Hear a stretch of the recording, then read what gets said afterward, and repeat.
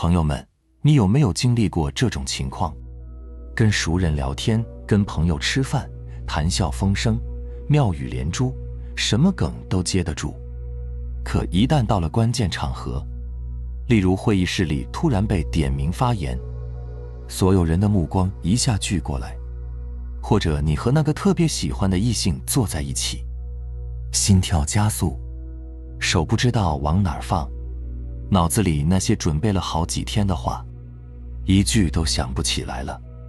你开始磕巴，开始语无伦次，非常紧张，一点不像平常的自己。这是为什么呢？根本原因是你内心深处想给对方留下好印象，你是要获得抓住他们的注意力，你是要从他们那里得到赞美的，因为这些你都是在为自己索取，所以你们之间的位置已经有高下之分了。你是来问他讨东西的，他手里有你想要的东西，所以你说话肯定底气不足，磕磕巴巴。当我们每次执着于我们在乎的东西时，我们就是在为我抓取，就会产生情绪。而当情绪产生的时候，我们就容易随着情绪而波动了。这个情绪会带着你去推演未来，或者回想过去，无法专注当下。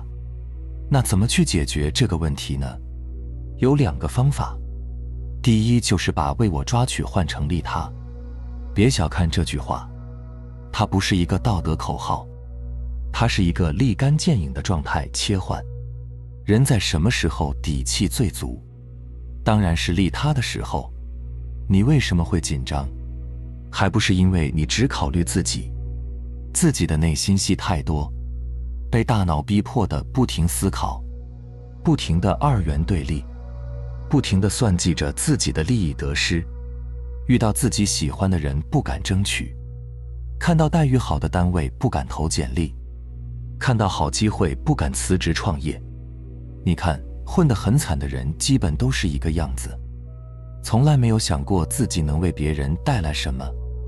怂的根本原因是因为眼里只有自己，这就是我执太重，这就是精神内耗的根本原因。所以你想要提高自己的气场，改变自己的磁场，首先你就要把利己换成利他。利他是你手里有东西要给出去，你不是来讨的，你是来给的。你跟客户交流的时候，你心里想的是我的方案能不能解决他的问题，而不是他到底签不签单。你开会发言，你心里想的是我要把我看到的真实信息告诉大家，而不是领导觉不觉得我讲得好。你的位置变了，你的心就定了。虽然你说话可能会讲得没有那么利索，但你的内容确实讲得很好，很有价值。你的气场当下就能发生改变。当你带着利他的思维的时候，你也绝对不会眼神闪躲，因为你是发自内心觉得我这么说这么做绝对对你有好处，处处都在为他考虑，自然就有更多的勇气和底气。这就是为什么说你之所以怂，根本原因就是你眼里只有自己，你满脑子都是我今天状态好不好，他会不会觉得我笨，万一搞砸了怎么办？你是不是这样？你的内心戏越多，你的能量就耗得越多。等你真正该说话的时候，你的电量早就被那些乱七八糟的念头耗完了，剩下的除了紧张、磕巴、头脑空白，还能有什么？但你要注意，利他和讨好是2码事。讨好是我这么做你就能喜欢我了吧，他是为了让对方赏你一点好处，里面全是恐惧和算计。讨好的人说出来的话是飘的，是虚的，对方能感觉到你在求他。而利他不是，利他是我发自内心觉得我这么说这么做对你有好处，它是基于你自己价值的自然溢出。你心里有东西，你端出来给他看，你压根不在意他接不接受，因为这份礼物本身就是完整的。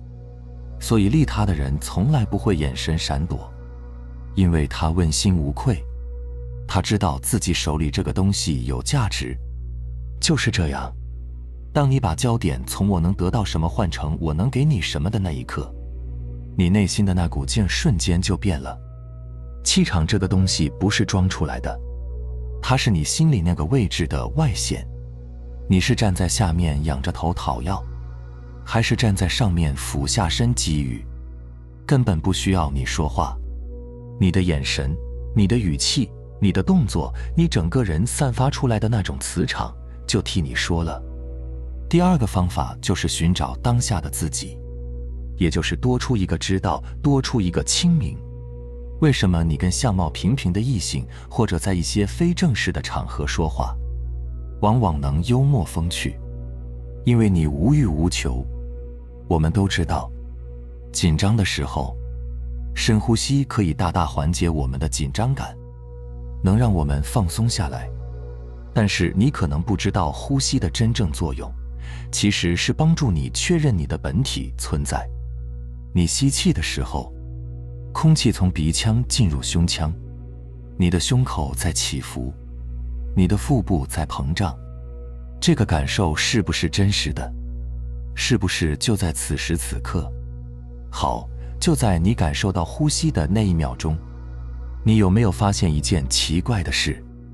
紧张还在，但它好像变小了，变远了。为什么？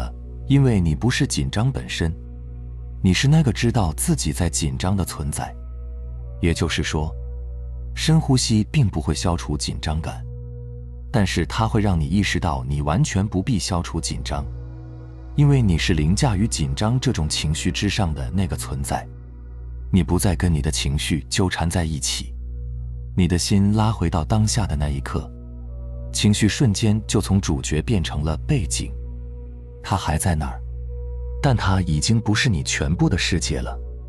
朋友们，记住这一点：紧张、恐惧、焦虑，这些东西从来都不会毁了你，它们只是你本体散发出来的光芒而已。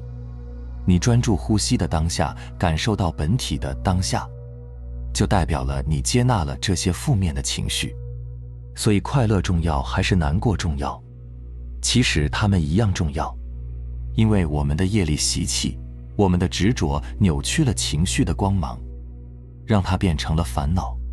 我们执着的根源并不是因为某个人或某样东西，我们所执着的只不过是自己的一个念。